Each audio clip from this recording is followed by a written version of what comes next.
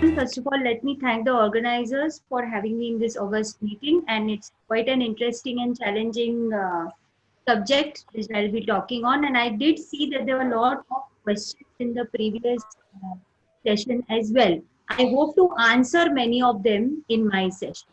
So let me start with a case. This is a Mr. JD, who is a 35-year-old male, end-stage kidney disease, called for renal transplant. No history of sensitization in terms of transfusions or transplants in the past. SD is a potential donor, being his mother. Now, the relevant immunological investigations which we did for the patient, I'm not going to go into the nephrological investigation, which is the immunological workup. We did a HLA-A, B, C, DRDP antigen assay. DQ was not available at that point of time very freely and was not done at that time. CDC cross-match and a flow cross-match, which is a norm for us for all our living donor patients since the last 5 years. The CDC cross-match came out to be B cell weakly positive. So the reaction given was 10 to 20% and the labeled is weakly positive. Low cross-match was B cell strongly positive. So here we had a situation where something was giving a reaction. I will go into the details sometime later. We always do a panel reactive antibody for all our patients who are being worked up for transplant as soon as they consent that they want to go for transplant. So that we have a scenario of a panel reactive antibodies every few months if the transplant is delayed for more than 6 months. This gives us a screening value that there were no antibodies even in the present serum or the historic serum. The panel reactive antibody was zero, but the patient had a CDC positive and a flow cross-match positive, we did go ahead with a single antigen bead assay. Now here I would like to make a point that the PRA intermediate screen would reliably give us whether there is a PRA 0 or non-zero, because it will cover most of the antigens. So that would be a little cheaper test than doing a single antigen bead assay. So we would go for a PRA intermediate screen, which would give us a reliable idea. The screen, which is the basic screen, is very short. It has 6 beads. There is something known as a PRA percentage. It covers a lot of one bead. In any given that the cross matches were complete. Not want to progress with the transplant without the cross matches being done. Now, if you look at the single antigen bead assay, you will see that most of the antigens which are listed have an listed. In fact, the highest I can see is 490, and this is class 2, where everything is covered and someone is someone's microphone is muted. The single antigen class 2 was also negative for all the antigens, and most of the MFIs were less than 500, the cutoff of the lab being 1000. Now, the cutoff value of 1000 is a standard in most of the labs presently in India, and hence the 500 would be a very low. And hence, I would think that this patient does not have any antibodies presently, but the flow cross match and the CDC cross match is positive. So, what do we have? We have a non sensitized male patient. There's no history of pregnancies also in the past. Donor is mother. HLA mismatch is 5 by 10 antigens. CDC and flow cross-match B cells is positive. Single antigen bead assay, which is very sensitive, is negative. Now let me take you through this thing. So we all know that we are worried about HLA antibodies because these are the antibodies which will give us an early hyperacute rejection in a patient. It is a state of pre-sensitization which is defined by the presence of HLA antibodies. It can also give you early rejections within a month, and it can give you chronic rejections. Hence the diagnosis, hence the identification is very important. Cross-matching was developed targeting this, that it is a tissue typing and the cross-matching which is very crucial component of the renal transplantation, and this is the story of success, and these are the points which lead you to a success from the immunological point of view, which is the most important hurdle in a transplant. It was developed to prevent an hyperacute rejection because a cross-match is going to cover only the first few hours or days of transplantation, nothing beyond it. So it is just now whether your serum has antibodies against the donor or not. There are, however, a lot of developments after the initial cross-matching was done, as Dr. Ajay Kher said in his presentation that 50 to 60 years back, Dr. Terasaki developed the CDC cross-match, and this still remains a very important cornerstone that a cross-match being positive means you have a very high risk of an immediate graft loss. And in the initial paper, they had reported an 80% risk increase in the graft loss. Ever since then, a cross-match being positive is looked as an important contraindication unless proven otherwise. But the drawbacks of the CDC, we all know that not all lymphocytotoxic antibodies are specific for the donor specific antigens. Some antibodies will display autophagy causing lysis of the patient's own cells. So this is important in giving the cross-match as false positive. Cross-match can be false negative as well. Despite a negative lymphocyte cross-match, there can be an hyperacute rejection. How can this happen? There can be very low level of donor-specific antibodies which were not caught up in a CDC, which I'll show you the titers where it is caught up. And this can lead to a response after the graft is anastomosed. There have been cases where very low level of antibodies have increased in their titers immediately after the graft has been transplanted. Then came the flow cross match, which was thought to be a little more sensitive. Obviously, as human beings and as scientific community, we have tried to evolve in a situation where, okay, a CDC has so many drawbacks, let us go to the next level. So the next level was a flow cross match. Here, the serum is then added to the donor T cells and the B cells, along with the fluorescent FITC, it is called. And if there is donor specific cells, as in panel B and C, if no binding happens to these, then we know that there are no donor-specific antibodies. And if there is binding, which is happening, then there is a fluorescent reaction, which is measured as channel shifts, and the flow cross-match turns positive. Here, the importance is the FITC human IgG. Now, what is the difference between the CDC and flow? We all need to understand this as physicians, because when we see cross matches, we have to understand what we are seeing. It's not the report which should scare us. It is the analysis which should impress us. So if you look at the comparison, you will see that an NIH CDC, which is the basic CDC cross match, will turn positive only till a dilution of 1 in 2. So if you have a neat serum, it will be positive. If you dilute it and the level of antibodies goes down, at 1 in 2 dilution, it will be positive. After that, it will become negative. So you see the level of antibodies. If you have an AHG enhanced CDC, anti-human globulin enhanced CDC, then at 1 in 32, the cross-match becomes negative. But if you look at a flow, it still remains positive till a titer of 1 in 64 of antibodies. That means flow is very sensitive as compared to an NIH and even more than an AHG.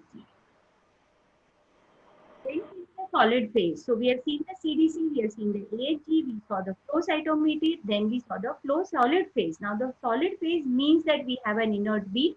The bead is coated with factory made antigens, which are from the tissue culture medium. These are run with the serum and there is a reaction. It is counted with a spectrophotometer and it is counted in MFI. So this was more purification of the test, and this is what we call as the Luminex assay.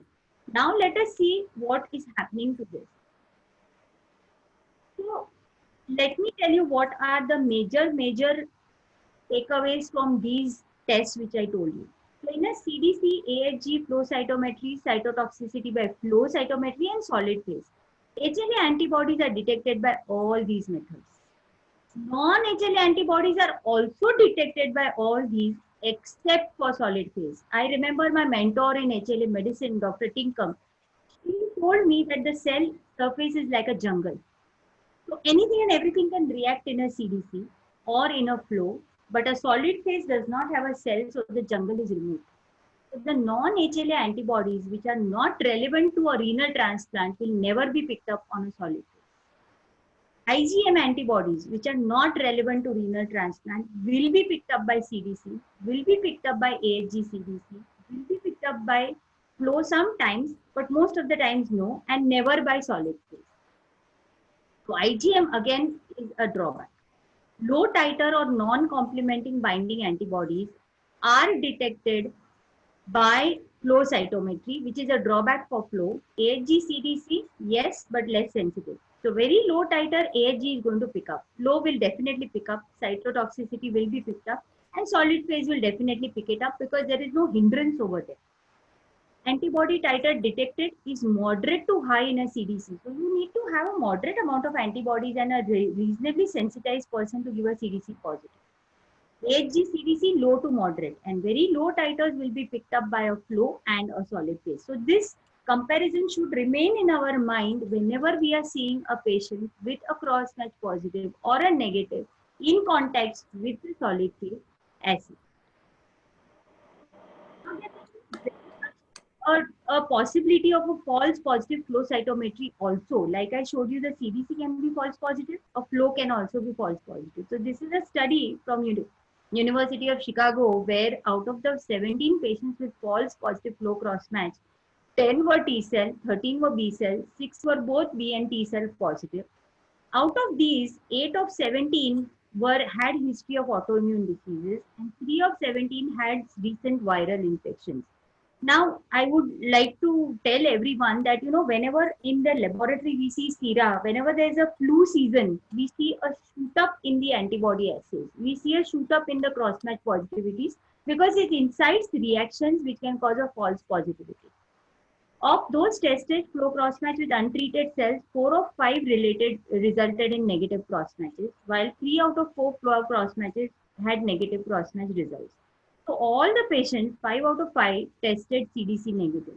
So you see that there are many reasons why the flow cross-match can turn falsely positive.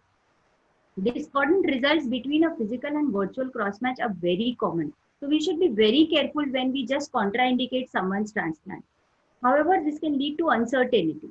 So we can be scared if we see a flow positive and a CDC positive and we just say, just go ahead with the transplant. It can cause a lot of fear and uncertainty because we are used to that paradigm that you have a flow positive, you have a CDC positive, why are you going ahead for the transplant? So in this paper, they had analyzed these false positive reports and they were trying to correlate it with the virtual cross match. Now, what is a virtual cross match exactly for people who are students or who are just entering nephrology? So a virtual cross match refers to a comparison of anti-HLA antibodies of the recipient as defined by the luminate, the HLA of the donor. So if I have a serum wherein I have run it against a bead which has the antigens of the entire population, and whatever bead is, let's say, flashing positive, we know that the serum bound to that antigen and it has given a positive reaction, which means that the patient has antibodies against these antigens. If I have the donor antigen profile, I can easily match it with the antibodies. And I can say, okay, there is a virtual cross match which is positive. Now, there are nuances to this also, which I will tell you later. But this is a very reliable technique. But you have to be careful that, virtual cross match has been recommended by UNOS. It has been recommended in European societies. But they have warned that it should be from a standardized lab where there will be no undercalling or overcalling of antibodies. Because otherwise, the virtual cross match technique is going to be faulty and you are going to default giving kidneys to patients who can reject. So in our case, let us come back. Let us interpret what the CDC and the flow cross match were doing. Let us see our single antigen bead assay and let us do a virtual cross match. So let's come back to the HLA typing. Here we are seeing that there is a 5/10 match. We are seeing that the CDC B, both of them B cells are positive. Let us see what it means. So T cells and B cells, there are important differences in HLA expression. T cells do not constitutively express HLA class 2. So the result of a T cell cross-match generally reflects to class 1 only. B cells, on the other hand, will express both HLA class 1 and class 2. So a positive B cell cross-match may be due to antibodies directed against HLA class 1 or 2 or both. Hence, if a T and a B cell cross-match are positive, the interpretation is that there may be either single or multiple HLA class 1 DSA and DSAs or a mixture of class 1 and class 2 DSAs. A negative T cell cross-match in a setting of a positive B cell cross-match suggests that either there is one or there are more class 2 DSAs but no class 1 antibodies, or there are low level class 1 antigens which are reacting to this with a greater lysis of B cells relative to T cells. So this is often due to the fact that B cells express higher levels of class 1 than do T cells.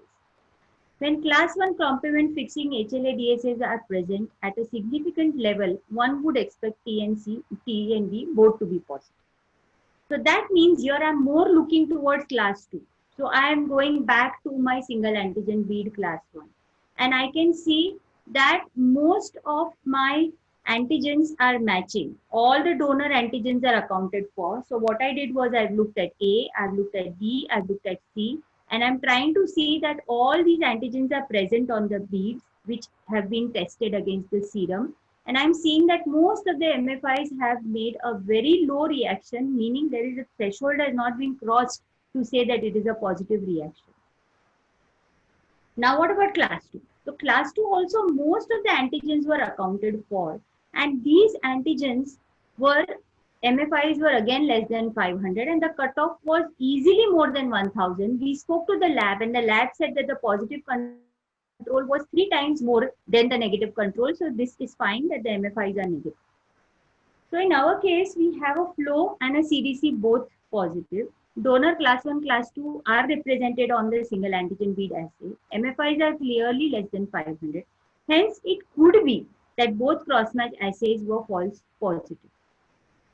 So this was our analysis when we did this transplant, and I will show you later on how we went ahead with it. Now, what about Luminex? We looked at flow cross-match that it can be false positive. We are all singing praises about Luminex technology and how perfect it can be. But let me tell you, there are a lot of caveats when I, as a lab person or a nephrology person, read the raw output from the machine. So when the machine gives me a raw data, I have to understand where the cutoff should be. The thresholds used to be defined as strong, moderate, weak HLAs. Now these lines which you see, these are adjustable. So whenever I get a data out, once I run a serum, it is me as a laboratory person who can adjust these thresholds. So it depends on what the threshold of that lab is and what was the control and what was the raw value or what was the background noise that all this has happened. So it is very important to understand all this. So the assay output heavily depends on various factors. One, we have to understand that there is a natural antibodies waning and waxing which occurs in our system. So today, if a serum is having a positive antibody level, after 6 months, it may not be there. So you cannot equate a PRA which is 6 months back to now and say, no, the flow is negative and the PRA was negative that time, so I will take it negative. No, in the same serum, I will want a flow cross-match negative or positive and a PRA positive or negative. I will add the data of the historic serum, but I will need the current serum. There is limitation of antibody detection. Allele-specific antibodies may not be displayed. Not all alleles or antigens are represented on the beads. Beads should have antigens representative of the population. Very important. There are some rare antigens which can occur in our patients. And if that antigen is not present on the beads which were tested, you might get a false negative single antigen bead assay. That is why I said that I checked whether all the antigens were represented on the beads of the test of my patient. Not all beads have equal density. So if one bead has 6 antigens attached to it and one antigen density is more than the other, it may still cause a reaction change. And this is very sensitive. There is a Prozone effect, which is also very important. So I had done a small study in the laboratory where, I had tried to take 6 highly sensitized patients and I tried to see that with every plasma pheresis, did the antibody levels come down in a logarithmic manner? And lo and behold, it never did. So I kept diluting the serums, but it went all over the place because there's a Prozone effect. When there's an HLA antibody titer which is very high, a false negative effect can also happen. A similar situation can arise due to binding of IgM antibodies and DTT can solve it. Drugs such as IVIG cause non-specific bindings of proteins and interfere with specific bindings and can cause false positivity. Another reason is epitope sharing. Here, different HLA antigens on different beads share common antibody binding epitopes and then there is a competition. and there is a significant reduction in the MFI of the single bead. So imagine you have multiple beads having the same epitope and there's a competition of binding with the serum antibodies. So the MFI just drops down. Finally, during the process of attachment of the HLA molecules, the bead immunological relevant epitope can become hidden or inaccessible. So, when there is a coating, it can just be hidden and the antibody may not be able to approach it. So when interpreting a cross match, you have to take into account the sensitization history, very important. Autoantibody status like lupus, viral infections, autoimmune diseases, very important. Solid phase assay and the result on the current serum, very important. You cannot compare a 6 months back because we don't have enough finances. We won't do a SAB this time. Then you can't take a chance. Ensure that the donor antigen has a representation on the SAB panel before you call it false positive. What did we do with our patient? We went ahead with the transplant because we analyzed that everything was negative. The SAB was clearly negative. We discussed with the lab. We understood. I looked at the raw values, the positive controls, the negative controls. I was satisfied. Went ahead with the transplant. Nothing has happened. So to summarize, the cross-match assay has undergone several changes over the last 50 years, while the most recent refinement virtual cross-match is used by UNOS algorithm allocation system, where the physicians run the virtual cross-match and the laboratory runs the virtual cross-match in the middle of the night and gives them. Many of the places have given up CDC cross-matches and are relying on flow cross-match and virtual cross-matches for cadaver transplantation. Data shows that variations of physical cross-match may be required to verify results of a negative virtual cross-match, complicating the organ allocating system. And in cases where a physical cross-match result does not correlate with a virtual cross-match, the virtual cross-match and other clinical information should be relied upon to determine an acute immunological risk to the patient. Important to confirm that the donor is represented on the beads against whom the serum is run. Sometimes allele specificity also has to be seen.